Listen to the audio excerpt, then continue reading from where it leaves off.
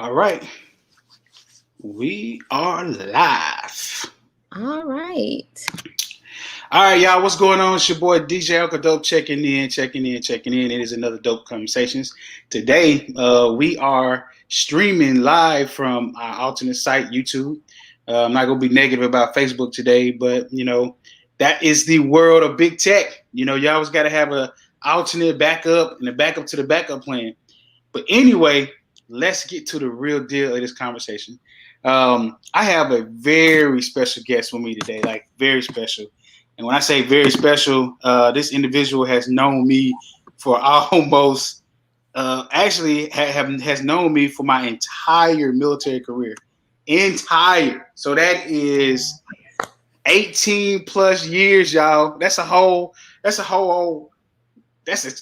childhood part two. But let me introduce y'all to my sister. This is my little sister, by the way. Even though she outranked me, she's still my little sister. Let me introduce y'all to Jessica Player, and I said yes, Player. People probably have always saw that last name and asked if that is her real last name. But yes, Jessica is currently, and I say currently because it's about to be a huge changer in the future, currently a senior master sergeant who currently serves the United States Air Force. She serves as a director of education at the Mathies Noncommissioned Officer Academy at Keesler Air Force Base in Gulfport, Mississippi. As a director, she oversees a staff of 20 members who are charged with educating over 1,000 students annually. But Jessica was recently promoted to the highest ranking enlisted rank in the Air Force, the title of Chief Master Sergeant. And today, we're going to have a conversation with this mother of four from a small town in Alabama called Newburn, Burn, depending on where you're from. But we're going to talk about how she became an inspiration to a lot of people. And today's story, I guarantee will be some impactful things that she says that will awaken a sleepy giant in your spirit. I promise you. We're going to talk about her entrepreneurial path to success. We're going to talk about her why, her purpose, her mantra, her foundation.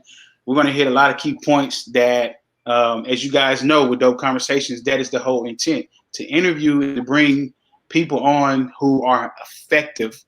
And when I say effective, meaning that you hear their story, you hear their travel, you hear their process, their current process to success, not their final product, what you see, but how they got there and how they're still getting there, with the hopes to inspire all to connect to their purpose in life. So, Miss Jessica, how you doing over there? Good. How you doing? You make me laugh because you take me back to when we were at Barksdale and found out we couldn't go on Cocoa Palace, Cocoa Palace. Like, Cocoa Palace. We got to go to the one next door. Well, hey, I think that was that Gigi. It was Gigi's. I think that was the name of it. Yeah. Yeah. Gigi's, and I forgot what the other spot was. Yes. So yes, y'all, we go way back. But let's go ahead and get to this dope conversation. You ready for it? I'm ready and excited. All right. So I asked everybody that jumps on this show this one question, and this question sets the tone for the interview. Everybody has a foundation. What is your foundation, and how did it shape you to be the person that you are today? I will honestly say, my foundation, I keep 5 things in my forefront. Like the first one is faith.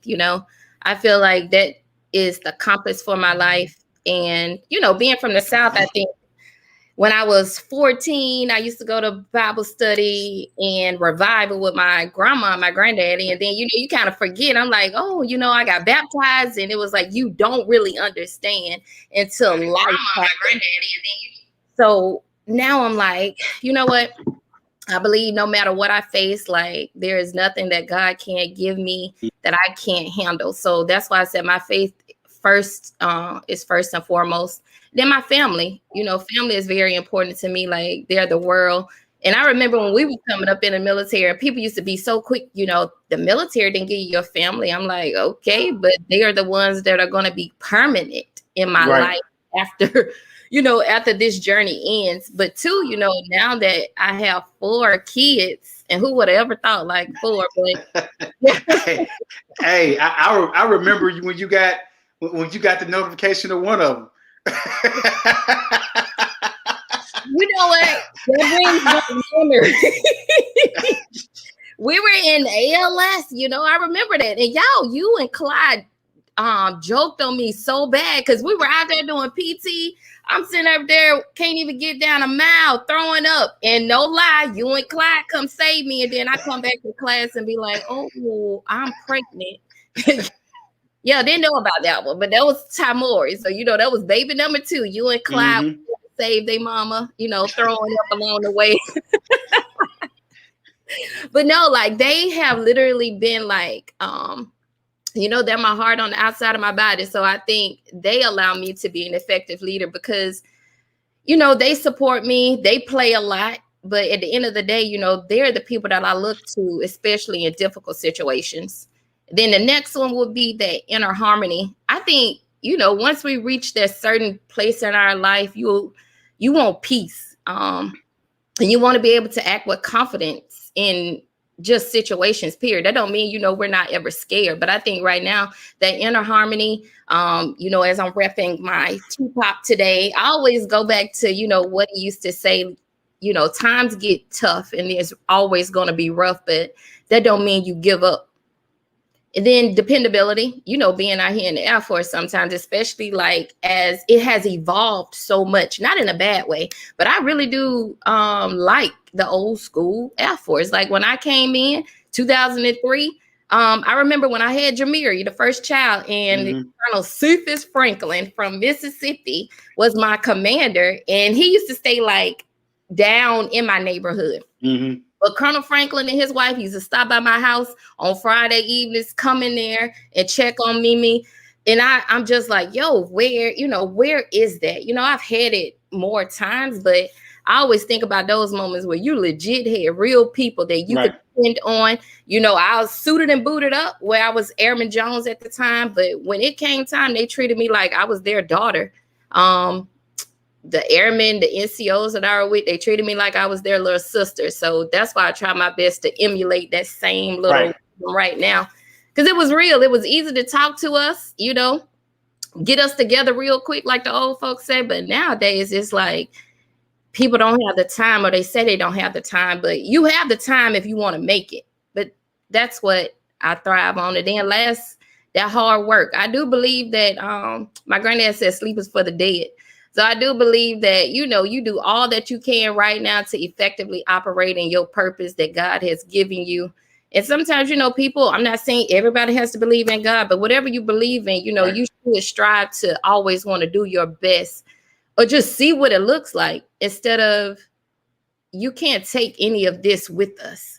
But at least like when you die, what is that is being left behind? And it should be your legacy, like what you gave to others.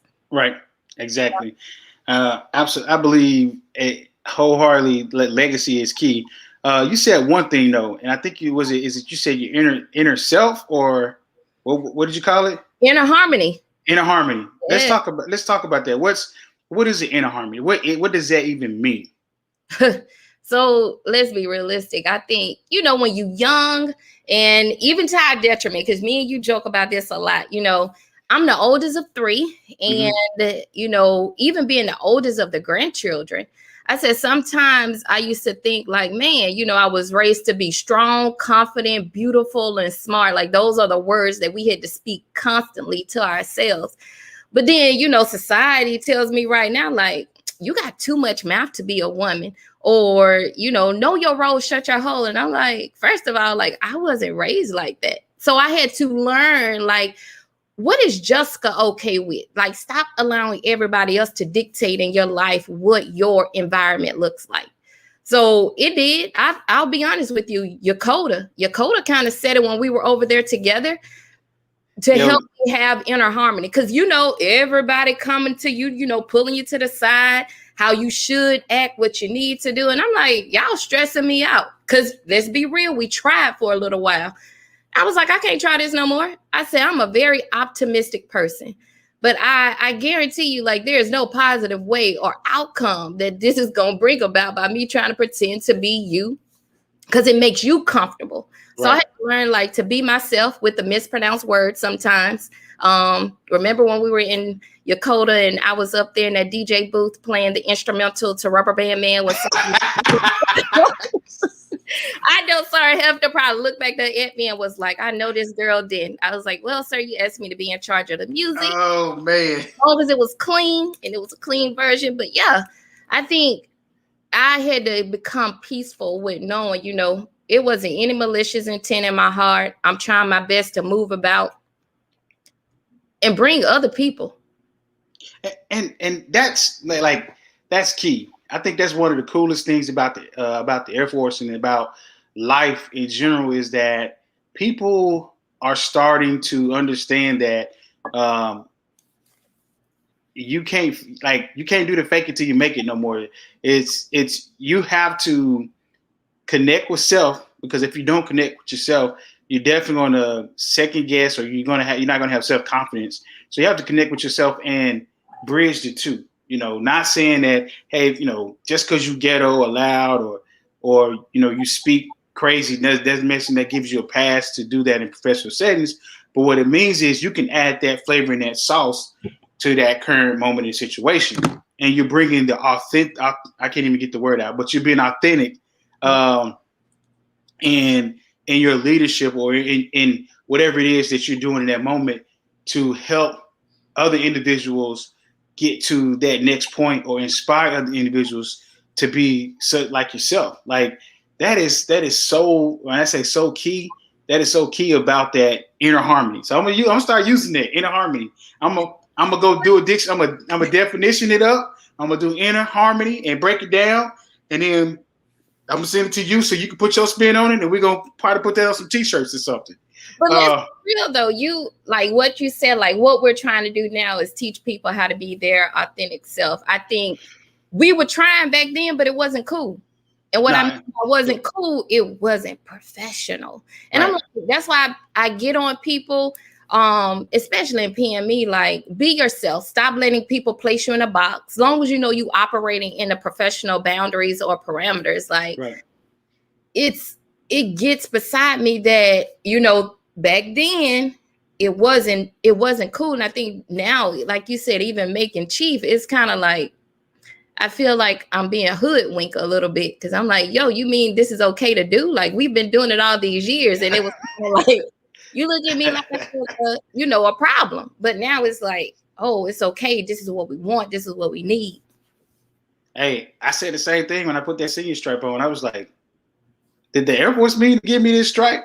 I don't know. But at the same time, it was at that moment where I realized that, hey, you got here doing what the Air Force or the institution expected you to do, but you also did it in a way that it was relatable to you and it was relatable to a lot of other people. And just like you know, I get the, oh, you're rough around the edges, or you don't fit the image. And, you know, I've had some really great conversations with some really great chiefs, and they're saying the same thing. Like, okay, well, what is the image? And then when you ask that question of what is the image, the people who are saying it don't even know what the image is. No. So you make a valid point, because that's another thing. Like you said, I think when we were at Yokota, I made a valid point to shift how I started positioning myself career-wise. Because, you know, after I had tried to get out, I was like, you know, that was their, I'm not going to say rebluing, but it's like, how did I hit? Like, I love the Air Force, especially when we were at Barksdale.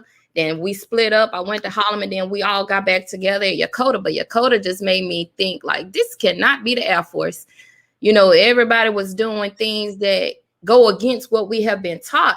But yet, when you tried to identify it, it was almost like you were the bad person, and all you were trying to do was just like, I'm exposing flaws in this system with unethical people. And how are they getting away with some of these things? And then, fast forward, it got fixed. But in that moment, it sucks going through those situations. And then I almost left because of people that weren't doing right themselves. Well, and that's the cool thing about, like, one of the things that I love about your story, and I love about your travel, the travel and the story that I've seen publicly and that I know of, is that you stepped out on faith and decided to connect with another faith, right? And in doing so, it showed so much courage and so much power that, it whether you believe it or not, it inspired a lot of people. It inspired a lot of people to say, hey, you don't have to conform to what what we look at as peer pressure to succeed, because no lie, when we were in Japan, it was all about status and image, and people were getting away with that because on the surface it looked good, but down and beneath it was creating a toxic foundation within people's selves. So when you decided to step out and really started to connect with yourself, that was an eye opener for a lot of people, including myself. So if you want to share, like, what was that trigger, and how has that shift in your life been great for you? I'm gonna be honest. So when I was in Korea in 2007 is when I did Shahada. So that's when I officially converted over to Islam. And when we were at Yokota, I was doing both. Right. That was, I think, mind blowing for people because they thought like I had to choose. At the time with Tony was Southern Baptist. So, Fridays I was at the mosque. Saturdays, we were cleaning up Destiny, preparing it for service. Sundays I was at church, right. With them. I was even, with Pastor Kim lockstep. So that was the moment that I truly got in depth with my faith and understood, like, no matter the religious preference, the underlining umbrella that always brought us together was God's word. Yeah. And most people don't understand it. And I remember going to the mosque on Friday nights sometimes with Miriam. She used to work outside the gate at one of the restaurants. And she was like, you know what? God knows your heart, but you need to start positioning yourself to always consider, like, your actions, decisions, and behaviors. Are they pleasing in Allah's eyes? And once I got that in my head, I was like, you know what? She right. Why am I worried about everything else? I need to be focused on whatever you are doing. Is it pleasing in his eyes? And I remember when Pastor Kim had asked me one time, like, girl, you be over there in that E Club? And I'd be like, yes, ma'am. I'd be over there as a faithful patron, talking to people. And I told her, and she made me laugh because she was like, babe, I used to do the same thing. But I told her, I said, at that time, it was the people that wanted to be at church so bad that would sit there and tell us all their life, pain, their struggles, their stories. Yet the fear of going in and being judged. So that's why I enjoy going to the E Club so much, because I'm like, yo, they're just like us. They just haven't arrived at a moment yet where they've opened their door to believe for themselves. But that's not my position to do that. My position is to be right there with you, walk through the rough with you. And when you fold out, you fold out. But yeah, that's what helped me just learn how to stop trying to be like, I don't care what other people think no more. I really don't. And man, and I feel like if a lot of people got to that point to where they stop caring what other people think and start caring about who they are meant to be, I think, not saying it eradicate, but I think it would help with mental health. I think it'll help with, personal health, with the stress and stuff, with, high blood pressure and all things that come along with stress. I think that'll help out because people at that point, we're not trying to figure out who we are each day of the week. And I was talking to a good friend of mine, comedian Ron G. While we were sitting there holding a conversation, he was like, "Man, how do you do it? Like, how do you put this uniform on every day?" And then when you take the uniform off, you're a totally different person. And I said, "Man, to be honest with you, it's starting to get difficult because when you wear the uniform, they expect us to be, Air Force 24/7, 365, right? But we have been conditioned to be a certain way in the Air Force. That's not true. And then when we take the uniform off, it's almost like a decompression where, now I can be Kenneth, I can be Jessica without somebody, judging me or using that against me, right? Yeah. And to a certain extent, I think we still have to do it to a certain extent, but it's starting to become more normal to be yourself. But I think that's why when a lot of people transition from service, they transition without an identity. Because they didn't allow themselves to maintain their identity. And I'll be real. Remember I told you in 2013 when I almost got out and didn't get out. I think the next one was in 2019 when I was fighting to stay in through that second MEB. Yeah. I ain't gonna lie. I felt like the Air Force was Mike Tyson and I was Holyfield. Like, I was like, what you mean I can't do my job? So like when you say that identity, I think because we don't condition, and I think now since I've been to BMT in the last, I'll say right before COVID kicked off, I was able to start seeing like the groundwork that is being laid to allow people to use their values and integrate them with the Air Force core values. I think we're doing a good job at that. But again, it's so many of us that came underneath that old school umbrella that don't understand it's okay to be yourself, long as you're not disrespectful to people. And I think that's the other part. Like, do you not trust yourself to be yourself at work? So like we had the great gathering a few last weekend. And one of the questions that we talked about was, how authentic are you? And I said, right now I'm probably operating at 90%, but the other 10% is just me. And what I mean by that, you hop in my car, like let Shamika and them tell it, like you always listen to some ratchet music. But at least I do like the South do. I start off with my gospel in the morning, time switch where, we're going to listen to Flex by Party Boys and then end the day by, hey, that's old school to us. I may end the day with some do or die do you. But that is, again, just me being me. And I don't think, again, that's anything wrong, but some people cannot properly be themselves. And hey, before I go to bed at night, may have that Kenny Chesney, Rich and Miserable. What? Hey. And that song, that phrase, rich and miserable, was what a lot of people are in the military. Yes. They're rich in the military, but miserable by themselves because they don't know who they are. Oh, no. So that song that he created, I was like, that's pretty legit.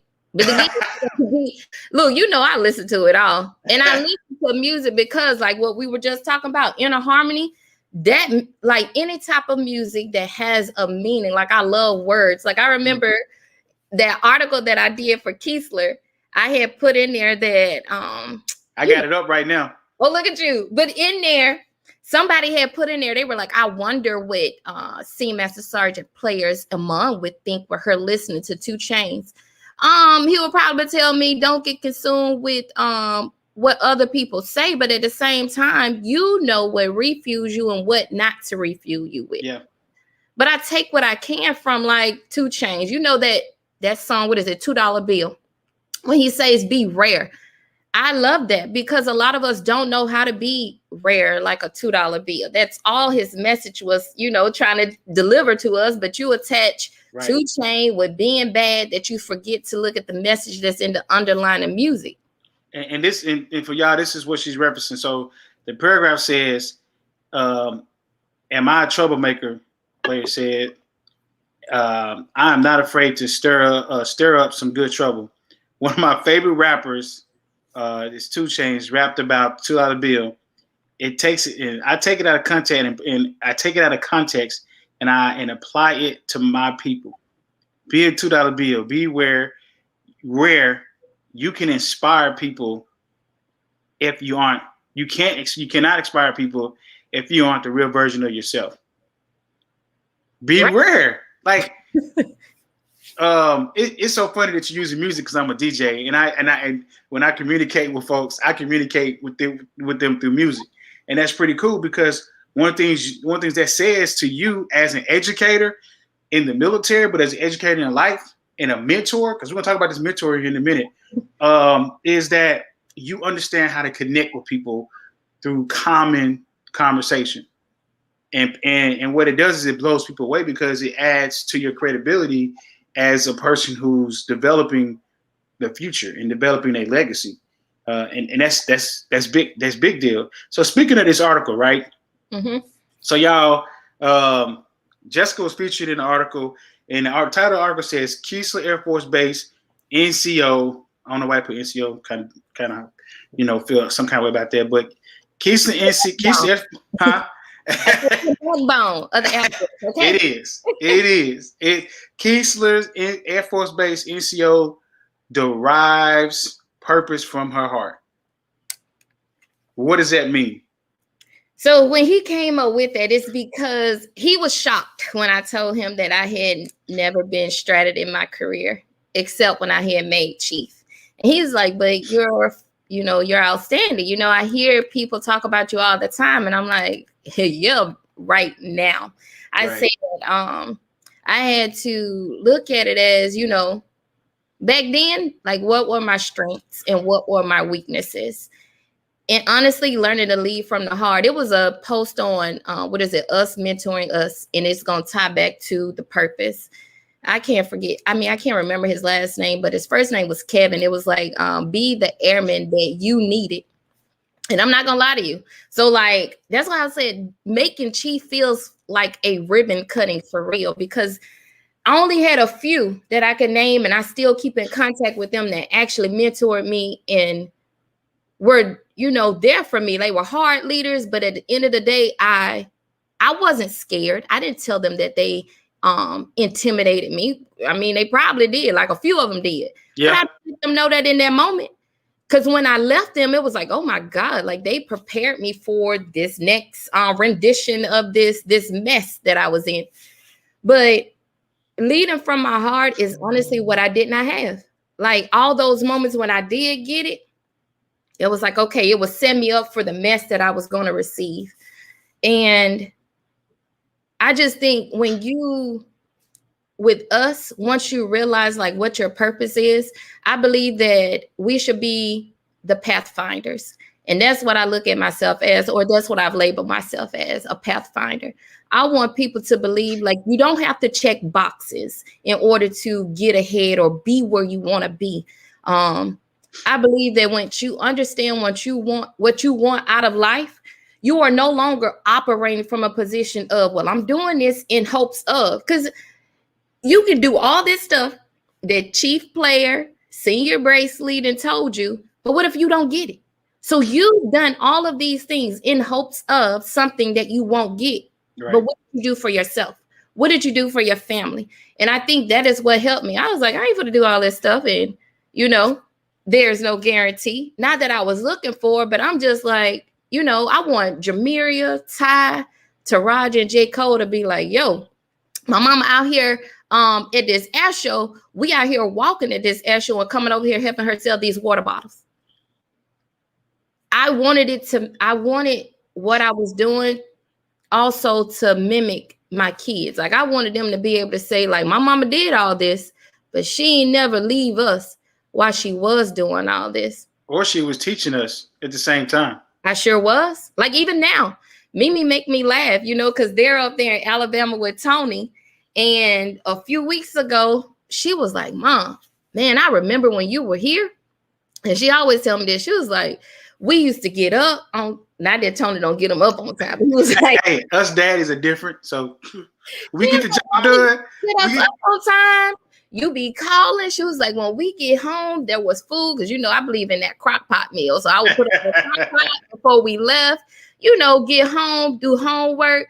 She was like, Mama, Daddy be coming home from work. And then he be wanting to cook. I'm used to when you get home, we already had food. So, that's the difference. But the kids are able to see different parenting perspectives, not either one is bad, but it's the value that I find in it. Even when I was working in my master's program, like we all used to be at the table getting homework in, to include Tony. So that was stressful. 2 people working on their masters at the same time with 4 kids. But she's like, y'all let me know that I can keep going. It's not always going to be easy. But on the flip side, she said, I like how y'all have fun now. We're always out and about or doing something as a family or supporting each other. And that's what I want them to see, like supporting each other, especially for them as sisters and brothers. This is something that you don't get. And your sister and brothers need to be your first friend. Mm-hmm. Yeah. They do. Yep. And that's what Stephanie, that's like Stephanie's bread and butter right now. Is we argue about that, and I'm gonna have to give her credit, but because she's back at home with the kids, and I'm we're co-located because separated because of Uncle Sam in the military. Yeah. But I always say, hey man, them kids need to go make some friends. They need to be able to hang out. And first thing she said, no, they got each other. Like that's what she said. They got each other. And when she said that, I said, you know what, you got a point, because me and my siblings, we gang all day long. You can't come between us. Right. And that's how my mama raised us. So that makes total sense. And even now I have to catch myself and be like, when I do go visit, I don't like to mess up their feng shui. Like whatever Tony has going with them, that's what he has going with them. I would say be like, hey, what about this? And then, he does the same thing when they come down here. He don't really impede on how, because we have 2 different parenting styles, but it works for us. And yeah, the kids look at me. I told you, they tell me you a dope birth giver, but they be like, you act like we in the military. Tony, he like the fun person. They call me the fun killer, which I am not. I just believe, like, look, I need y'all to be about y'all business when y'all be out here. Hilarious. So I read the article at least 30 times, but because we're in the interview, I'm skimming through it. Like I get it. This probably didn't catch the real you, but the guy that wrote this definitely wrote it with intent, and the intent was to let people know that you are able to connect with people, you're able to inspire people by being you, and your purpose is, like you said, is to be that supervisor that you never had or that you wish you had. And I can tell just based off of the post and how you engage on social media that you inspire and you light fires, or you establish foundations in people who never had it. And that's important. So let's talk about mentoring, right? Mm-hmm. What does mentoring look like you? I mean, not look like you, but what does mentoring look like for you? Look, I just did this. So it's an airman. I was talking on that Facebook post. So this is the book that I get from Target. Okay. 3,000 questions about me. Okay. Yeah. So my airman archery, he's 19 years old. So I've already wrote in it, the beginning, some nice words of encouragement. But that's, to me, mentorship. And I love sports. So it's almost like right now I'm catching a ball. And what I mean by catching a ball, I'm trying to develop him the right way, where he should be people oriented, have that character built first. Mm-hmm. And then that'll help his job, help him learn his job better. Because I think that's what we've been doing wrong for a few years, is we've been telling people like, do this, do this, do this, but you don't even know them. And you asking them to do something. Like, it just blows my mind that any buzzwords we will hop on just to try to establish credibility. But your actions is what I look at as mentorship. So even now, like when me and you be talking about with records review, like if you really want me to be your mentor, everybody that reaches out to me, I know they probably be like, we don't want to get in on your time. Look, you are my time. Because I remember what it felt like people were like, oh, if you need me, reach out to me. You do. And it's like, Crickets. Oh, okay. Or like I said it, like the automated answers. You know, I don't want no carbon copy. I want you to be able to get to know Jessica. How can Jessica maneuver her professional and personal goals at the same time? So that's when I tell people, I was like, if you want me to do a real records review, we're gonna have to talk. Yeah, you can send me like the current EPR, your last EPR. I'll look at your search just to make sure the stuff is right. But I don't want to see your past because it's so subjective. And I don't like people looking into my past either because it does not dictate where you could go. All I'm worrying about is, what does the Air Force tell you? Constantly grow. Right. So like I'm like, educate yourself on everything from the AFI that's in the 36 series. Because we already know the 36 series deals with what? People. So it used to blow my mind when they be like, well, it ain't black and white. You black and white because of how you interpret it. Right. Like, you have to be able to be that avenue for your person. And you know, I love the underdog because we have been placed in positions where we were the underdogs. Exactly. Especially like with that, this MEB for me, like having multiple sclerosis, they were like, well, you know, you need to learn how to listen to the Air Force. If they say you're done, you're done. And I'm like, baby, I am going down with my hands swinging and coming right back up like a little blow up doll. Like,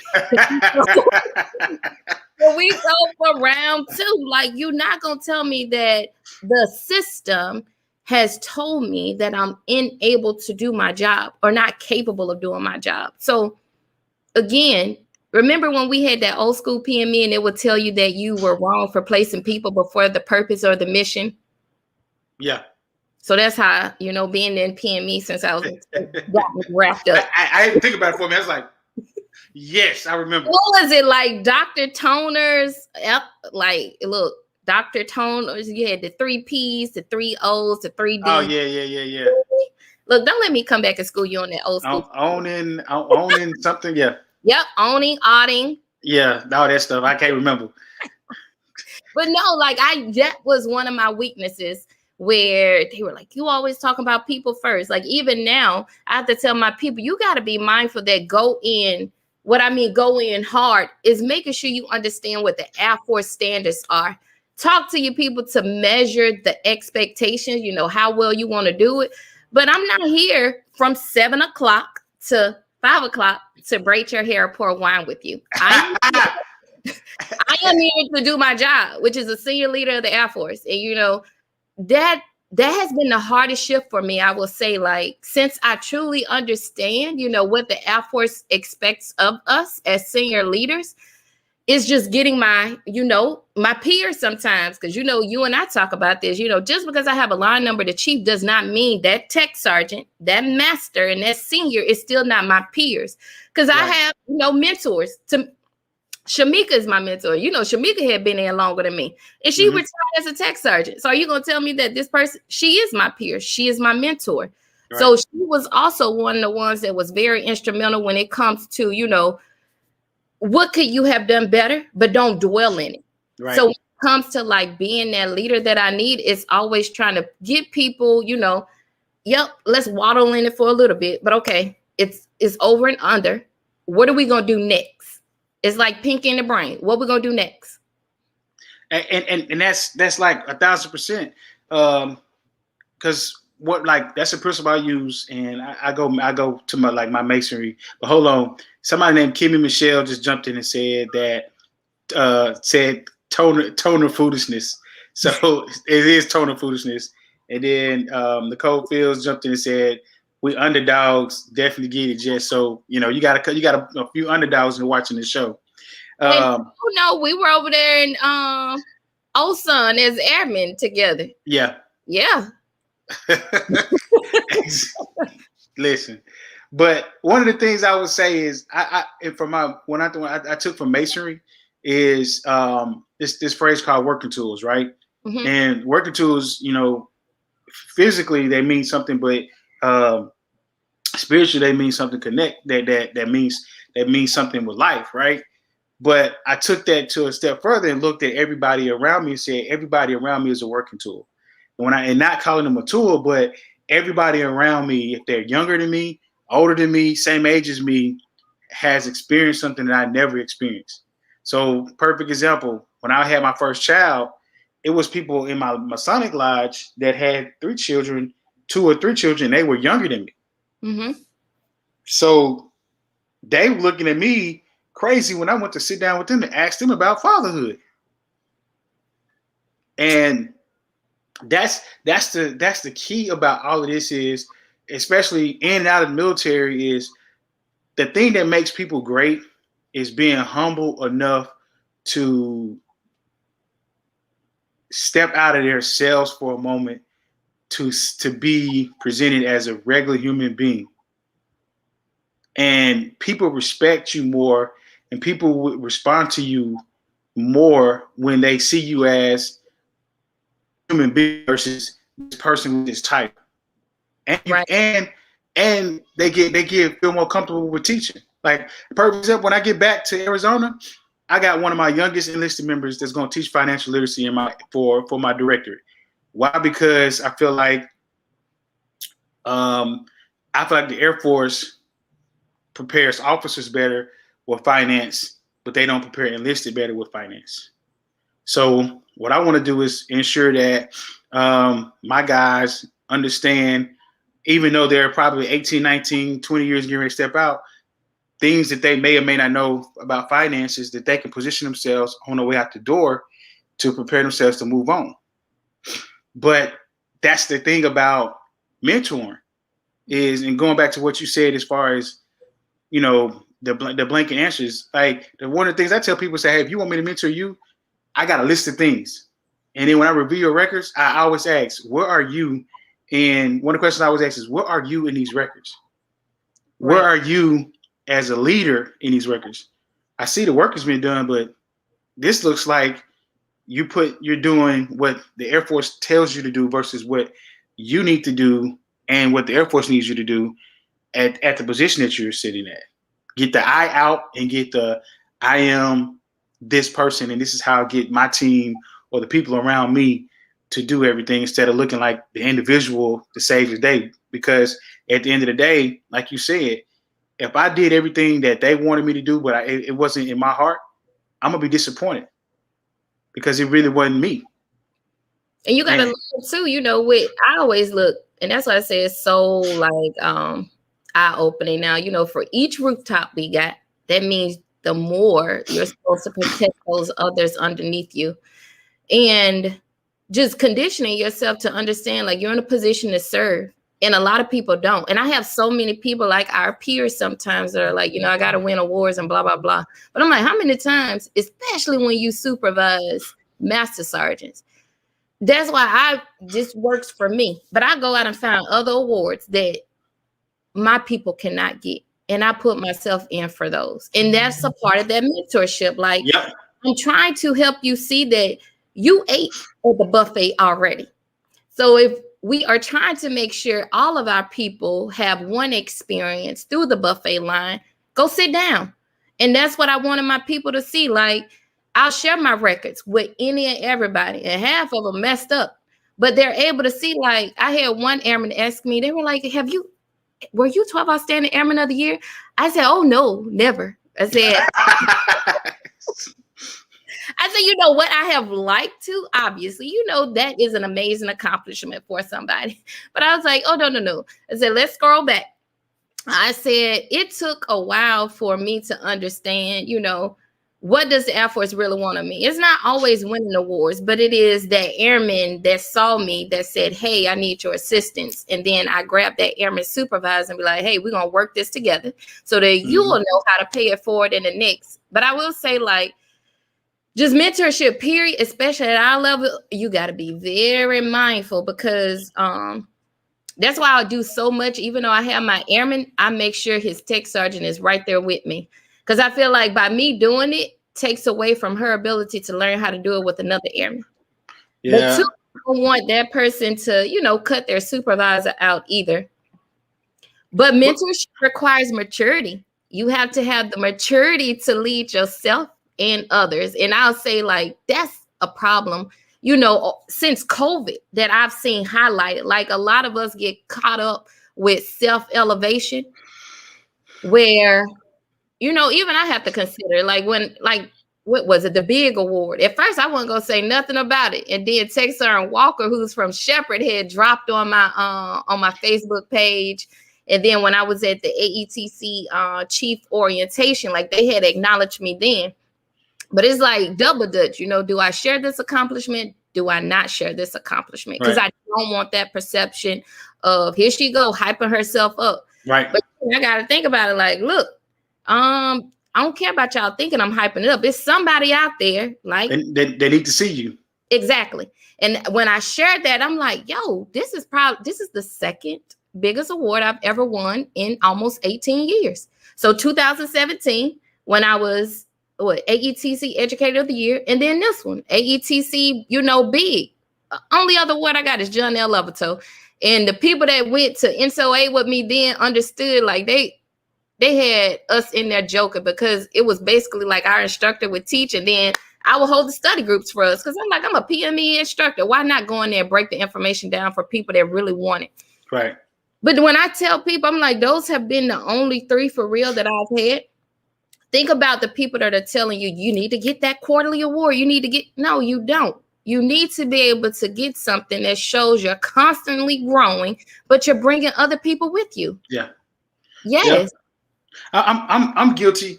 I'm guilty of the quarterly award thing, but my reason why I push people for quarterly awards is not to win awards, but to document, to practice, to work on documentation.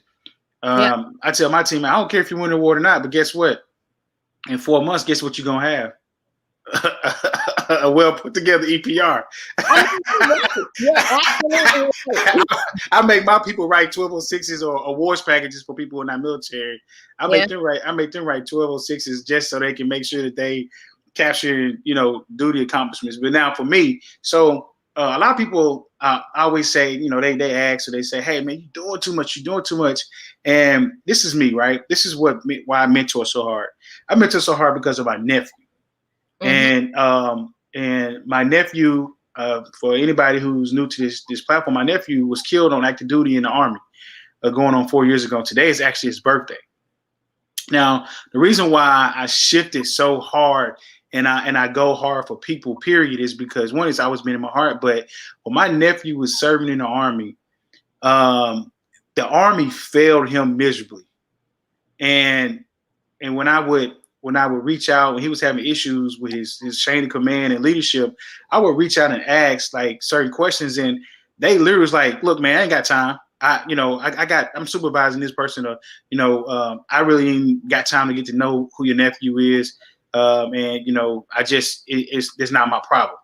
And when I thought about it, it's like, wow, it's a bunch of people joining the Air Force or military without life skills.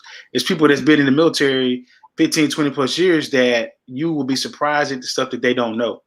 And because of how they treated my nephew in the Army, some responsibility is on him. But when you're in a system where you don't know the system full out, or you're still trying to learn, navigate through the system, or you've been led, or when you even trying to learn yourself, he was young. Yeah, right. Or you've been misled or misguided down the wrong path within the system. I told myself that as long as I wore the uniform, that I was going to fight for all the Dantes that I could handle. Not trying to kill myself or overwhelm myself, but I was going to fight for all the Dantes I can handle. People would be like, oh, that sounds so chiefly of you. No, it ain't chiefly. It's just my nephew is the one that's pushing me to do this. My nephew's spirit is the reason why I go the length that I go when I'm trying to help people, because like people look at our stripes and automatically trust us. Right. And when we show disservice or show distrust, then that person is affected years down the road. Yeah. So what I see is, a lot of people will bump them gums all day, but the action ain't there. And that's my biggest thing. Like, stop talking a good game and find that balance to actually deliver on what you preach.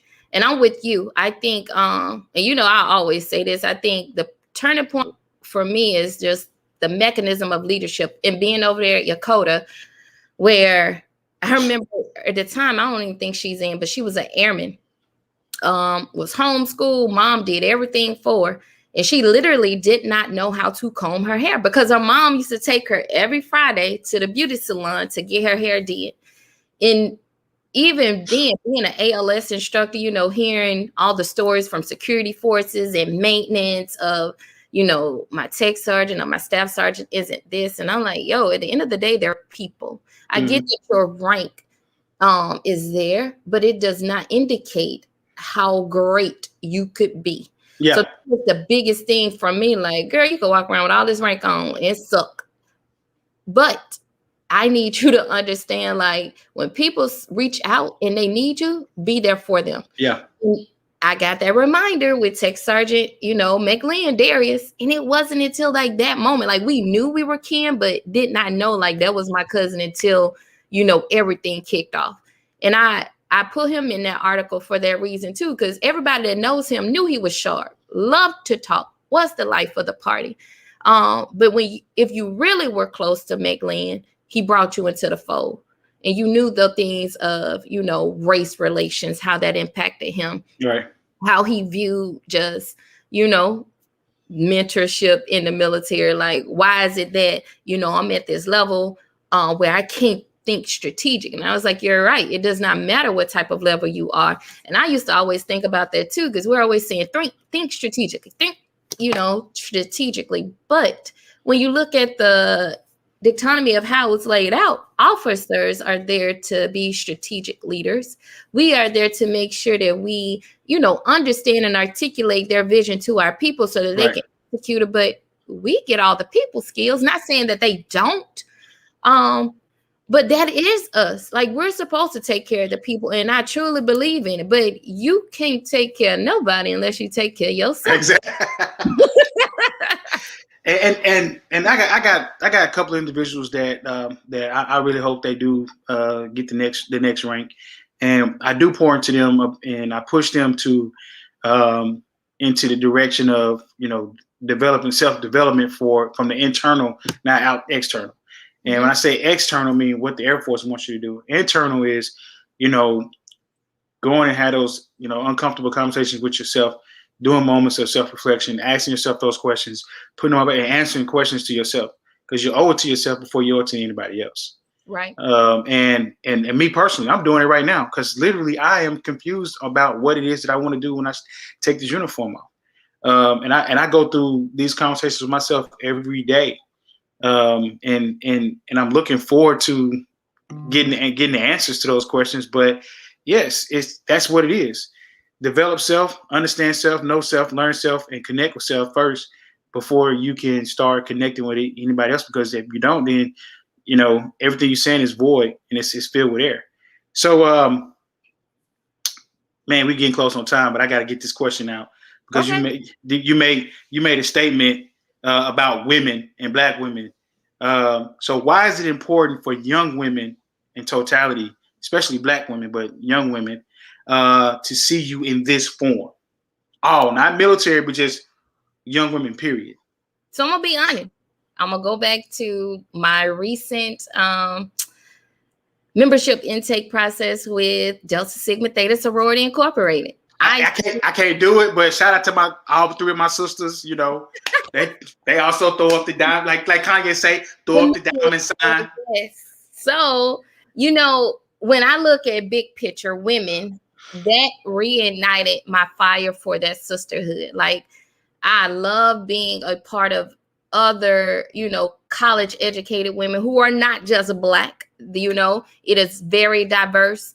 But I love how they all killing it in their own right, in their own professions, in confidence.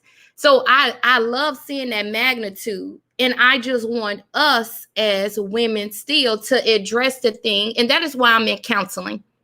Like, I love that. So, while you still practicing on what you want to be when you grow up, I'm trying to be like Janet Jackson and Why Did I Get Married To? In front of the classroom, and then like somebody in the back is like, it's time to go on our trip. But I'm trying to be Professor Player somewhere. But for women, I feel that I always go back to what I learned, like with the women's suffrage, right?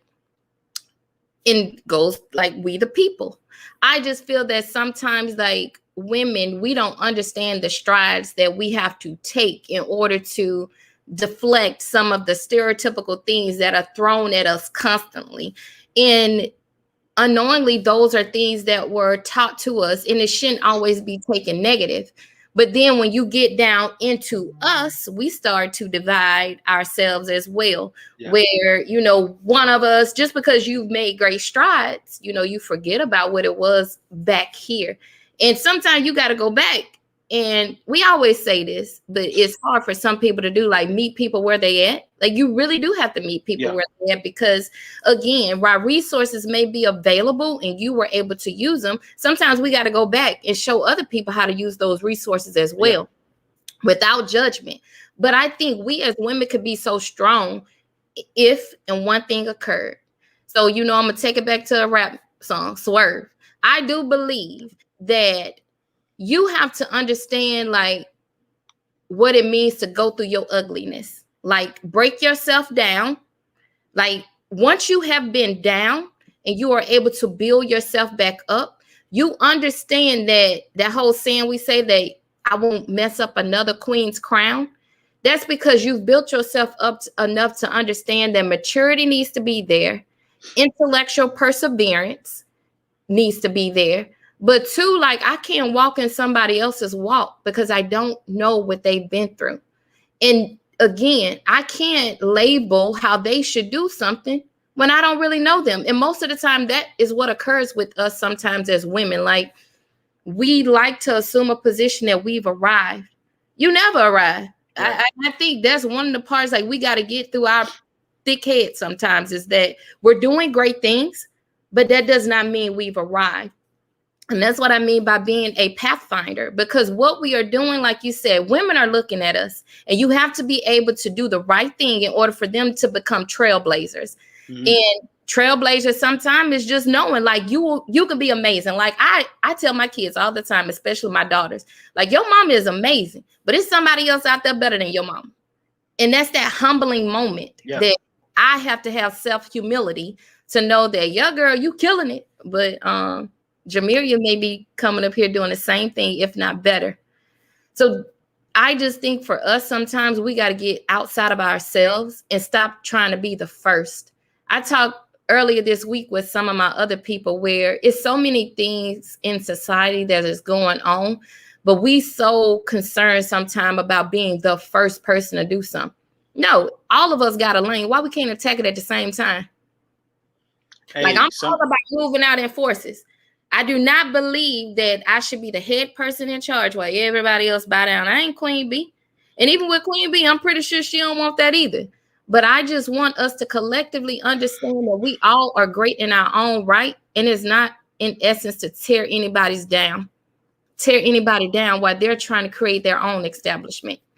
And like one of the key points you said was people focus on being the first. Yes. It's a bunch of companies that fail by being the first. And the people who have reaped the benefit of those companies that failed by being the first are the people who came back and refined and made what that company that first did better. How you think Pepsi overtook Coke as the number one selling soft drink in the world?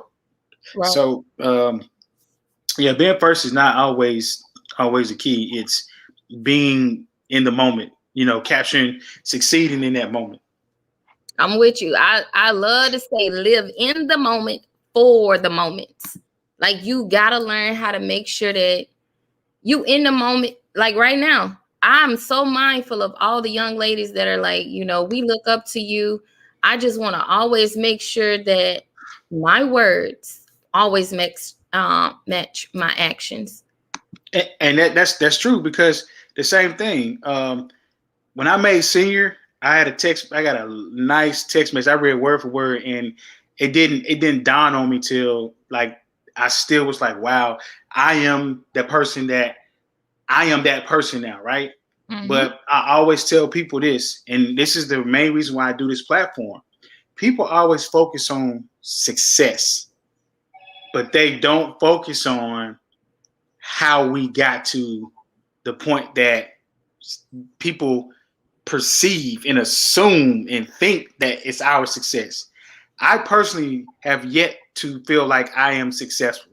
I have achieved goals, but I have not achieved the success that I've set out for myself.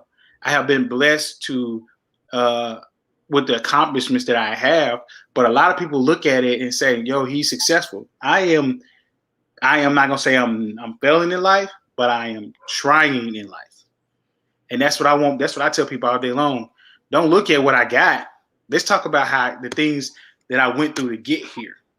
Because if you understand some of the things that I went through to get here and where I'm trying to go, and you understand the process I'm currently in to get to where I'm trying to go, then you understand that it's not easy. It takes dedication. It takes connection with your purpose. It takes, inner harmony. Something that I currently do not have, and I'm going to get that by the end of the year. It takes a lot of that stuff that we don't have. Oh, got a question. And make self-care a habit. Oh, yes. Daily habit, not no event that you schedule. Like self-care is supposed to be a daily habit. Hey, I'm gonna tell you right now. People look at me and ask questions like, "Hey, why you don't as a DJ and and a social person, you're always in the house, man?" Because hey, I'm in the season of decompression. Like I am, COVID has taught me a lot. Being able to sit in the house and see my kids, and now I'm missing my kids and watching other stuff. Like I'm in a season of actually really connecting with myself, and whatever that means with self-care, what I'm doing, for myself, that's all intentful and it's all purposeful. We just had a question thrown out into the comments by Kayla Russi. It says, how important is it for actions to match words? Important. And when I say how important, to me, life or death. And what I mean by that is I believe in taking care of people. That way we will know the mission is done. But so many of our people are struggling personally that they require extra help that is outside that enlisted force structure book. So what I mean by making sure, my actions match my words is when my people tell me like, hey, ma'am, I know your degree is in counseling, knowing I cannot counsel them myself. I need to be able to hook them up with somebody who can make sure that their issues are addressed appropriately. So I'll go back to Yokota. It was a typhoon, and we were doing accountability. And one unit reported that accountability was 100%, and it wasn't. So this is when we lost Staff Sergeant Donaldson. Mm-hmm. And I just remember the impact that it had on people and the impact that it had on Tony, because Tony used to supervise Donaldson at that time. So this member ended up committing suicide during a typhoon. And nobody knew he was missing. His friend went to go get them something to eat, came back, he wasn't there in the location. So it's moments like this that I'm adamant on being someone's person, no matter how much time I may have, because my family understands that this military juncture is temporary. But while I am here, I have to be able to give my all and show my kids that life, this is a lifestyle. This is a way of life. And it means taking care of somebody else's child, their sister or brother, because that was the worst experience ever. Watching a unit unfold, watch his parents and his sisters come over, and because he was scared. So that's why I mean, like don't give me don't trigger me on that scare part, because I was definitely. I know all of us was there, Yeah. and that's why I'm so adamant on. I don't like blanket policies. I don't like the brushstroke. In order for us to understand that problems exist, you got to chop away at it one bite at a time. So coming in with saying, this is what will happen, or you will make an experience or an example out of somebody, that's detrimental, especially if you have lived in it.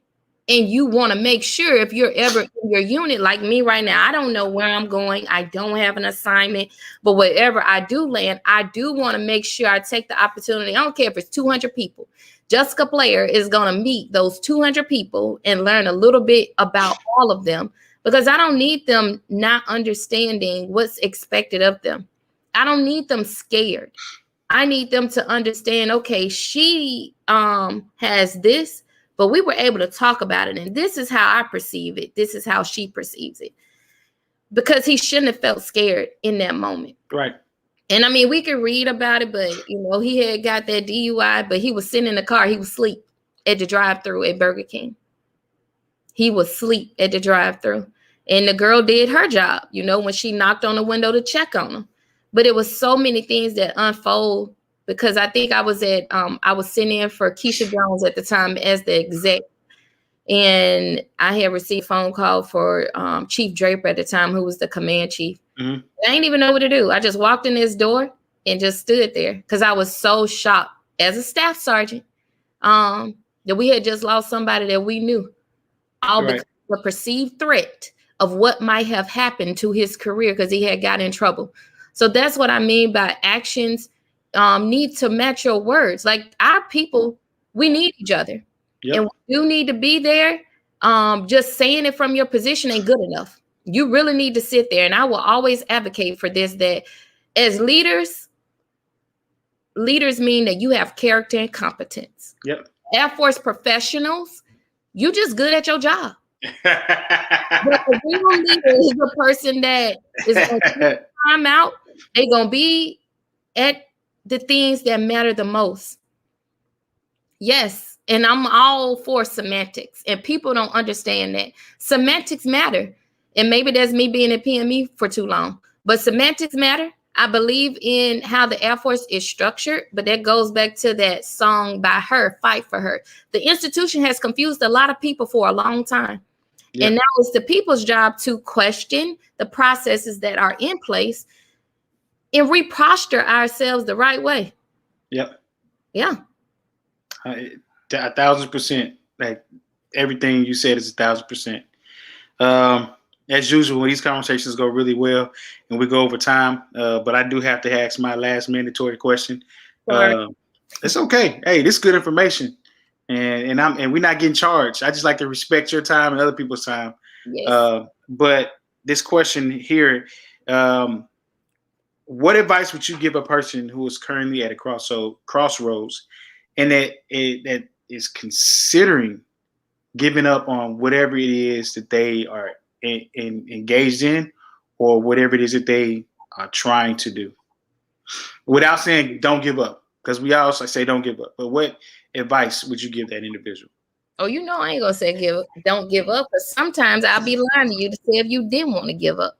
I think me clicking that button in 2013 was me giving up. And it was divine intervention that AFPC came back and said denied.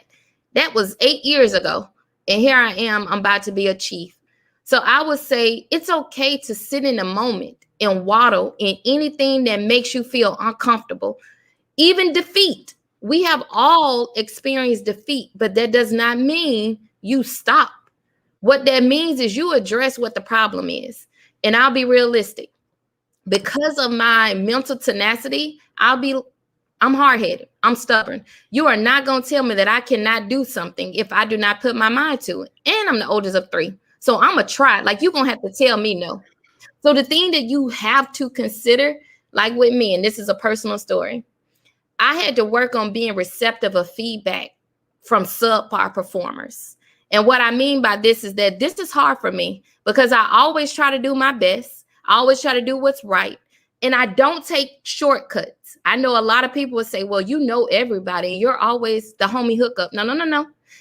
With that homie hookup, it's just connection power. That did not mean we took shortcuts. But when someone is doing just enough to get by, gives me feedback, oh, I do not accept it at all. Because I need you to go back and understand, are you even setting the example that I need to follow? So that's why I constantly place yourself in a position where when things don't go right, look at all the opportunities that can be extracted from this. Because in the moment, we're just focused on, oh my God, this is so bad. Yeah. Two, I did have to understand I kept getting the same situations in life until I worked through it, not around it, not avoid it, not put myself in timeout. When I actually just sucked it all up and worked through it, no matter how miserable it was, I didn't get that life experience anymore. It's funny you say that. Somebody posted on Instagram or Facebook, whichever one, and it said, you're going to keep meeting that same person in a different body until you fix that situation. You sure will. So I had to learn to work through it, no matter how bad it was. And like right now, you will probably know, but 2013 was probably the longest I ever cried in my life, probably the whole year. Like now you can't pay me to cry because I was crying over what people were saying to me. Yeah. Situations that didn't work right. The office environment when I was in equal opportunity was not the best. I was just like, what is going on? And I honestly felt like I was not worthy to be in that position or just be in the Air Force anymore. And I think a lot of people have went through and are going through, like, am I worthy for whatever it is that I'm going through? And I would just say, even with, I would just say this, is that situation worth you? Or is that moment worth you? Is this even supposed to be what you should be doing in the first place? And I'm definitely a firm believer now. Whatever happens is supposed to happen, good, bad, or ugly. I'm just trying to learn how to accept the bad and the ugly. It's easy to accept the good, but it's so difficult to accept the bad. It is. Even like now, people, being divorced. Me and Tony do a great job at co-parenting because I think we were best friends first. And like, that was a hard pill to swallow because, you think you have to have this image. But now that we look at it, we be like, yo, like he called me 5'4" head and I call him like big nose. But that's my dude too. That dude funny. He is, but it's like, life happened and we both had competing priorities, but the one that remains the same was the care and love for our kids. And then our kids just understand that. So it's just that pressure. I think that we have to learn as people, forget that perceived pressure that may exist and do you.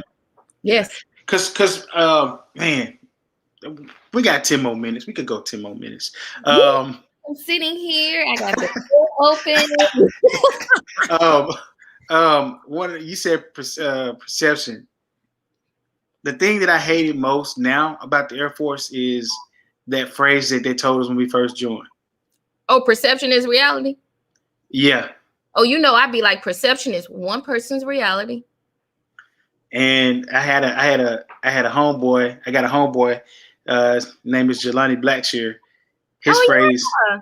His phrase is perception to get you effed up. And he said it with confidence. He said it with confidence because it's true. Like even now, it's so mind blowing. Like that's why I said perception is one person's perspective. Because think about it. It could be 5 of us together. You can have that one person that has a bad interaction with the other 4 and causes, or that you can have one person out of that 5 that has a bad interaction with somebody. But then it just takes that one person to go poison a well and start shooting their little trash about that person. And then Right. these people then consume that trash as their own without giving themselves the opportunity to even experience a person. It's kind of like relationships. When people be like, oh, girl, you mine now. Oh, boy, you mine now. No. That person gets to experience you. Nobody is yours. Right. So we have to understand, like, yep. Like even now, I have airmen and NCOs. Sometimes they'll be like, ma'am, you're just so hard to follow sometimes. Like, we just don't know, what you're for. I said, I wake up every day and I don't even know who I was like, I don't know what I'm going to learn new about myself. Every day. Every day. Like every day you should learn something new about yourself. And that's the thing. I think people, and Ariana, A2 is my best friend. So we keep talking about like, you got to use your pivot foot in life. You can't just be like, this is the way I am and I'm not moving. This is how I see things. Like you have to consider like, and I saw this where they said growth is a decision and you have to constantly make a decision to grow. Yeah, I agree. That is so 1000%. You have to decide to grow. Yes. Because you also heard the phrase that we outgrow people, right? Oh yes. So we choose to, when you choose to grow and your friends or the people that are associated with you don't want to grow or don't want to come with you. Okay, cool. Yeah. You were good for that season or that moment in my life. And it's not like, Lord, people be like, oh, we beefing. It ain't beef. It's just that you no longer share the same aura or environment that you used to. And it's okay to move on without poisoning other people's perspective of how they view a person. Agreed. Yeah. Well, our time has come to an end, sis. I definitely appreciated all 1 hour and 16 minutes of this conversation. We did drop a lot of jewels, and for you non-military people who are listening to this conversation, we apologize for using some jargon, but definitely understand the language is still the same on the other side. Find your inner harmony, meaning connect with yourself. That's not even military. That's just a new phrase I'm gonna use. You have to get to know yourself before you can pour into others. Right. You have to you definitely meditate. Find your foundation, connect with your foundation, connect with your purpose.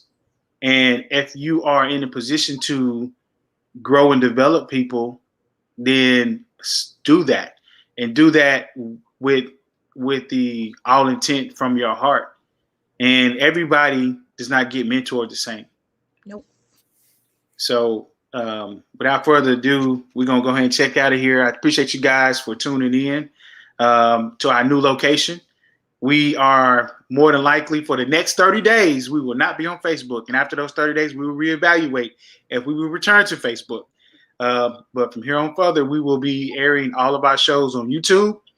And I appreciate all our new followers, new listeners for joining in today. Today has been a really dope conversation with my little sister, but Air Force big sister, Miss Jessica D. Nice player. She is definitely a person to follow, a person to just catch up with for a casual conversation, and about growth in life. She literally has a story.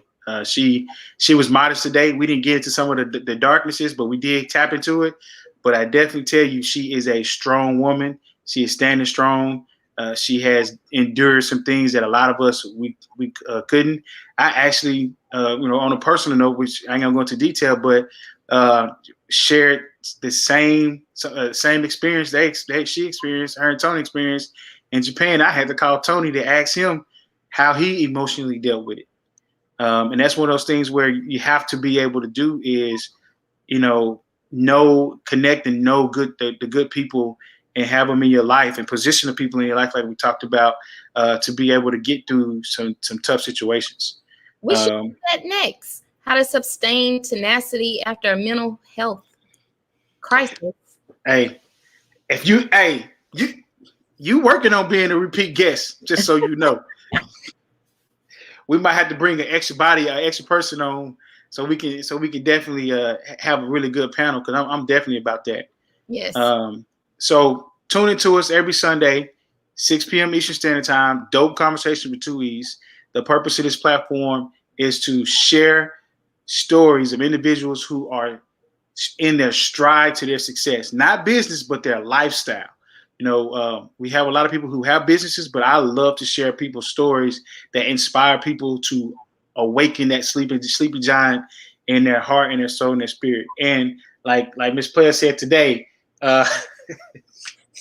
inner harmony. Inner harmony. Once you get there, the return on your investment is going to be marvelous. Oh, hey, Rodney Dunn said she was my EPME IC instructor. Yes. And Rodney was in Japan with us. Yeah. Korea too. He was in Korea with me. Yeah. Him and his wife. Yeah, they are. I'm really hoping that we'll talk. We have to talk to him offline, but I need him and his wife to get that next level up ASAP, because they are some dope individuals. Them are killing it. She's in Korea right now. I be watching from afar, everybody. Yeah. I love watching how we were all young and were able to sustain things that we thought were not for us. And what I mean by that is because it wasn't accustomed for like Rodney. I'm gonna be realistic. Rodney is from the South too. So like the way we speak, sometimes we came in with certain things and we thought like this is not for us. So it's good to see, like, regardless of where you are from, we are embracing it and just running with it. Yeah. Yeah. And inspiring and invoking a new generation of leaders. Yes. So tune in to us next week. I'm working on, I normally don't say this, but I'm bringing in the two guys that put the turntables in my hand, and we're going to have a really dope conversation about, that moment when I was going to school in Champaign, Illinois, but also to where we are in life now and how DJing has shaped us to be the individuals we are, and how DJing has put us in rooms that we would never be in if it wasn't for DJing. Because there's an old saying, your gifts will put you in rooms to meet or connect with your purpose. So next Sunday, 6 p.m. Eastern Standard Time, 6 p.m. Eastern Standard Time, YouTube. Check it out. And sis, man, I really appreciate you coming in. We were supposed to do this. We're supposed to do this back in March, but we're here. Today was a purpose. Today was a reason. Today was the day we should have done it. And we coming back. We're gonna bring you back. We're gonna work on that. We're gonna talk about what we're gonna set some up real tight. So I'm glad. Thank you. We'll tune in next Sunday too. Yes, please. Thank you, y'all. I'm trying to pay bills. I got to pay rent in Arizona, so I'm gonna need some donations in a minute. All right. Well, you guys have a great Sunday. It's been a dope conversation, and see y'all next week.